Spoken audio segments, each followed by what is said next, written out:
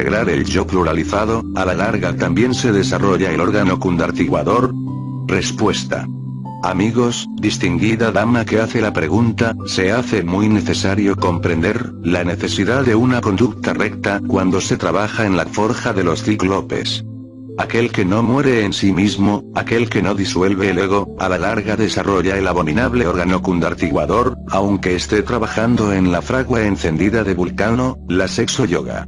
Ya dijimos en precedentes capítulos, que el abominable órgano de todas las fatalidades, se desarrolla en los adúlteros, en los que traicionan al gurú, en los sinceros equivocados, acostumbrados a justificar delitos, en los iracundos y perversos, etc., aunque estén trabajando con el tantrismo blanco, aunque no derramen el vaso de Hermes.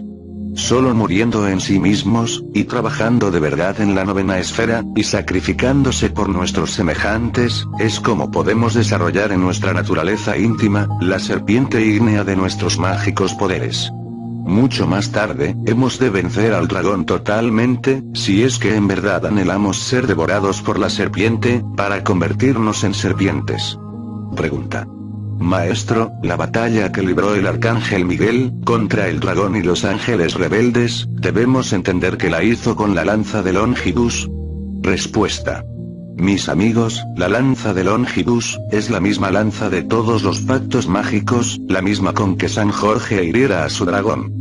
No hay duda de que esta pica santa, esta asta de Aquiles, es el emblema maravilloso de la energía sexual, con la cual podemos incinerar, quemar, destruir radicalmente a las diversas partes del mí mismo, del ego, del yo psicológico. Pregunta. Venerable maestro, ¿qué es lo que alegorizan los ángeles rebeldes? Respuesta.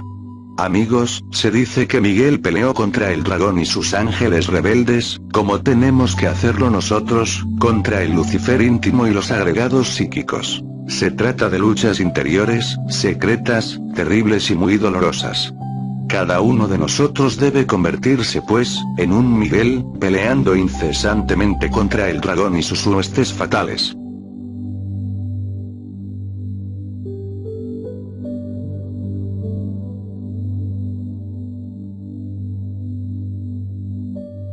Capítulo 20. La ley del eterno retorno. Amigos míos reunidos esta tarde en esta casa, vamos hoy a estudiar la ley del eterno retorno de todas las cosas. A la hora de la muerte llega siempre ante el lecho el ángel de la muerte. De estos hay legión, y todos ellos trabajan de acuerdo con la gran ley. Tres cosas van al panteón o cementerio. Primero, el cadáver físico.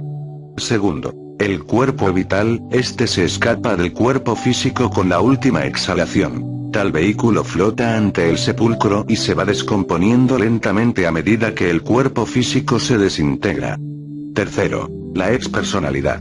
Esta, indiscutiblemente puede a veces escaparse de entre la tumba y ambular por el panteón o dirigirse a algunos lugares que le son familiares. No hay duda de que la expersonalidad se disuelve lentamente a través del tiempo. No existe ningún mañana para la personalidad del muerto. Esta en sí misma es perecedera. Aquello que continúa, aquello que no va al sepulcro, es el ego, el mí mismo, el sí mismo. La muerte en sí misma es una resta de quebrados. Terminada la operación matemática, solo quedan los valores. Obviamente, las sumas de valores se atraen y repelen, de acuerdo con la ley de la imantación universal, flotan en la atmósfera del mundo. La eternidad abre sus fauces para tragarse al ego, y luego lo expele, lo arroja, lo devuelve al tiempo. Se nos ha dicho que en el instante preciso de la muerte, en el momento en que el difunto exhala su postrer aliento, proyecta un diseño electropsíquico de su personalidad. Tal diseño continúa en las regiones suprasensibles de la naturaleza, y más tarde viene a saturar el huevo fecundado. Así es como al retornar, al regresar, al reincorporarse en un nuevo cuerpo físico, venimos a poseer características personales muy similares a las de la vida anterior. Eso que continúa después de la muerte, no es pues algo muy hermoso. Aquello que no es destruido con el cuerpo físico, no es más que un montón de diablos, de agregados psíquicos, de defectos. Lo único decente que existe en el fondo de todas esas entidades cavernarias, que constituyen el ego, es la esencia, la psiquis, eso que tenemos de alma. Al regresar a un nuevo vehículo físico, entra en acción la ley del karma, pues no existe efecto sin causa, ni causa sin efecto. Los ángeles de la vida, se encargan de conectar el cordón de plata con el zoospermo fecundante. Incuestionablemente, muchos millones de zoospermos se escapan en el instante de la cópula, mas solo uno de ellos goza del poder suficiente como para penetrar en el óvulo, a fin de realizar la concepción. Esta fuerza de tipo muy especial, no es un producto del acaso, o del azar. Lo que sucede, es que está impulsado desde adentro en su energetismo íntimo, por el ángel de la vida, que en tales instantes realiza la conexión de la esencia que retorna. Los biólogos saben muy bien, que los gametos masculino y femenino, llevan cada uno 24 cromosomas. Sumados estos entre sí, dan la suma total de 48, que vienen a componer la célula germinal. Esto de los 48 cromosomas, viene a recordarnos las 48 leyes que gobiernan el cuerpo físico. La esencia viene a quedar pues, conectada con la célula germinal, por medio del cordón de plata. Y como quiera que tal célula se divide en 2, y las 2 en 4, y las 4 en 8, y así sucesivamente para el proceso de gestación fetal, es claro que la energía sexual, se convierte de hecho en el agente básico de tal multiplicación celular. Esto significa, que en modo alguno podría realizarse el fenómeno de la mitosis, sin la presencia de la energía creadora. El desencarnado, aquel que se prepara para tomar un nuevo cuerpo físico, no penetra en el feto, solo viene a reincorporarse en el instante en que la criatura nace, en el momento preciso en que realiza su primera inhalación. Muy interesante resulta, que con la postrer exhalación del moribundo, viene la desencarnación, y que con la primera inhalación, reingresamos a un nuevo organismo. Es completamente absurdo, afirmar que uno escoge en forma voluntaria el lugar en donde debe renacer. La realidad es muy diferente. Son precisamente los señores de la ley, los agentes del karma, quienes seleccionan para nosotros el sitio exacto, hogar, familia, nación, etc., donde debemos reincorporarnos, retornar. Si el ego pudiera escoger el sitio, lugar o familia, etc., para su nueva reincorporación, entonces los ambiciosos, orgullosos, avaros, codiciosos, buscarían los palacios, las casas de los millonarios, las ricas mansiones, los lechos de rosas y de plumas, y el mundo sería todo riqueza y suntuosidad, no habría pobres, no existiría el dolor ni la amargura, nadie pagaría karma, todos podríamos cometer los peores delitos, sin que la justicia celestial nos alcanzara, etcétera, etcétera, etcétera. La cruda realidad de los hechos, es que el ego no tiene derecho para escoger el lugar o la familia donde debe nacer. Cada uno de nosotros tiene que pagar lo que debe. Escrito está que el que siembra rayos cosechará tempestades. Ley es ley, y la ley se cumple. Es pues muy lamentable, que tantos escritores famosos de la espiritualidad contemporánea, afirmen en forma enfática, que cada cual tiene derecho a escoger el sitio donde debe renacer. Lo que hay más allá del sepulcro es algo que solamente pueden conocer los hombres despiertos, aquellos que ya disolvieron el ego, la gente verdaderamente autoconsciente. En el mundo existen muchas teorías, ya de tipo espiritualizado, o ya de tipo materializado, y la razón de los humanoides intelectuales da para todo. Lo mismo puede crear teorías espiritualizadas que materializadas. Los homúnculos racionales pueden elaborar dentro de su encéfalo cerebral, mediante los procesos lógicos más severos, una teoría materialista como una espiritualista, y tanto en una como en la otra, tanto en la tesis como en la antítesis, la lógica de fondo es realmente admirable. Incuestionablemente, la razón, con todos sus procesos lógicos, como facultad de investigación, tiene un principio y un fin, es demasiado estrecha y limitada, pues como ya dijimos, se presta para todo, sirve para todo. Lo mismo para la tesis que para la antítesis. Ostensiblemente, los procesos de cerebrización lógica, no son por sí mismos convincentes, por el hecho concreto de que con ellos, se puede elaborar cualquier tesis espiritualizada o materializada, demostrando ambas el mismo vigor lógico, ciertamente plausible para todo razonador humanoide.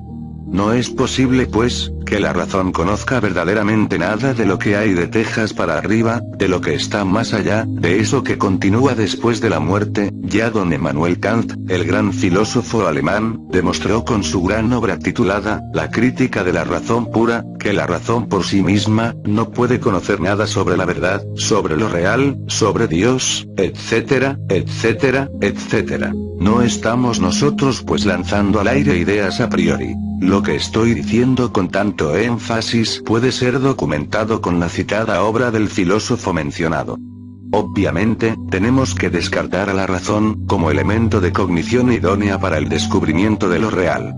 Archivados los procesos razonativos, en esta cuestión de metafísica práctica, sentaremos desde ahora mismo, una base sólida para la verificación de eso que está más allá del tiempo, de aquello que continúa, y que no puede ser destruido con la muerte del cuerpo físico. Estoy aseverando algo que me consta, algo que he experimentado en ausencia de la razón. No está de más recordar a este honorable auditorio, que yo recuerdo todas mis vidas anteriores. En los antiguos tiempos, antes del sumergimiento del continente Atlante, las gentes tenían desarrollada esa facultad del ser, conocida con el nombre de percepción instintiva de las verdades cósmicas. Después del sumergimiento de ese antiguo continente, esa preciosa facultad entró en el ciclo involutivo, descendente, y se perdió totalmente. Es posible regenerar esa facultad mediante la disolución del ego. Logrado tal propósito, podremos verificar por sí mismos, en forma autoconsciente, la ley del eterno retorno de todas las cosas.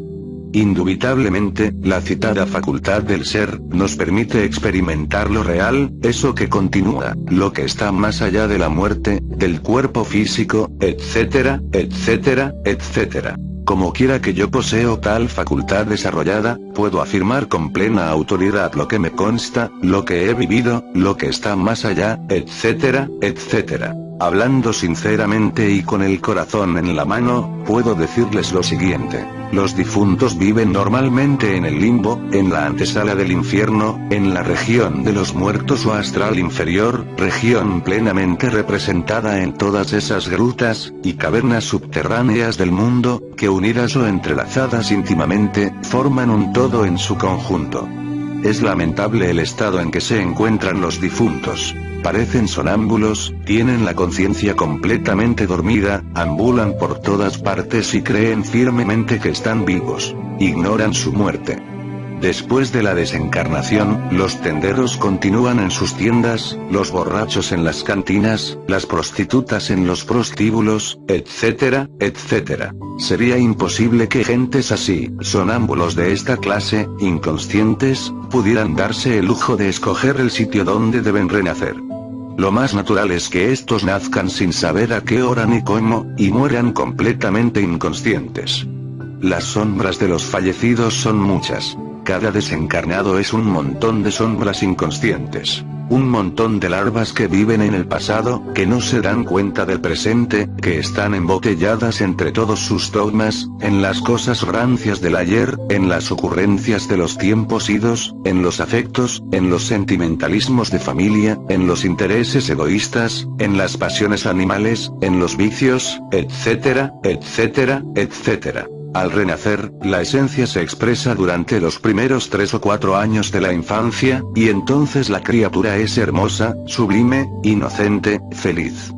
Desafortunadamente, el ego comienza a expresarse poco a poco, al acercarnos a la edad de 7 años, y viene del todo a manifestarse cuando la nueva personalidad ha sido totalmente creada. Es indispensable comprender que la nueva personalidad se crea precisamente durante los primeros 7 años de la infancia y que se robustece con el tiempo y las experiencias. La personalidad es energética, no es física, como pretenden muchas personas, y después de la muerte se descompone lentamente en el panteón, hasta desintegrarse radicalmente. Antes de que la nueva personalidad se forme totalmente, la esencia puede darse el lujo de manifestarse con toda su belleza, y hasta hace que los niños pequeños sean ciertamente psíquicos, sensitivos, clarividentes, puros, etcétera, etcétera. Cuán felices seríamos todos, si no tuviéramos ego, si solo se expresara en nosotros la esencia. Indiscutiblemente, entonces no habría dolor, la Tierra sería un paraíso, un Edén, algo inefable, sublime. El retorno del ego a este mundo es verdaderamente asqueante, horripilante, abominable. El ego, en sí mismo,